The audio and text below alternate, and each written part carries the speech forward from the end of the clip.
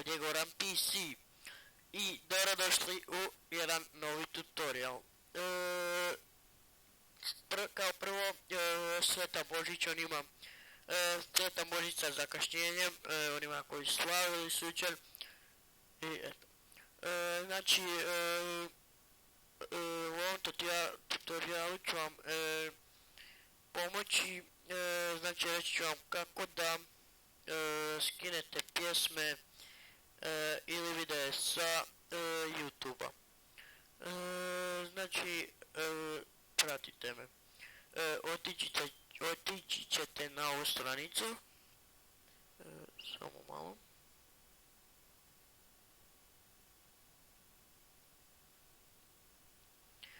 Evo, ovo je stranica za YouTube za pjesme.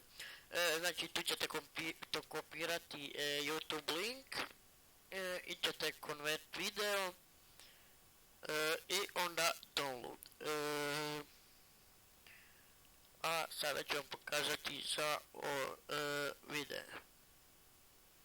I evo, ovo je za video. Znači ista stranica www.vid2mp3.com i tu kopirate vaš YouTube link videa koji hoćete konvertovati i onda stisnete download. Znači eto, ovo je bio kratak tutorial. Znači nije nikakav problem, znači kad odete na YouTube kopirajte URL gore, znači označite sve, samo na YouTube mislim, ali ne vamo. Onda kopiraj i onda se dođete na ovu stranicu, ako je to video, onda tu dođete isto desni klik i zalijepi. Tako isto i za pjesme i to bi bilo to.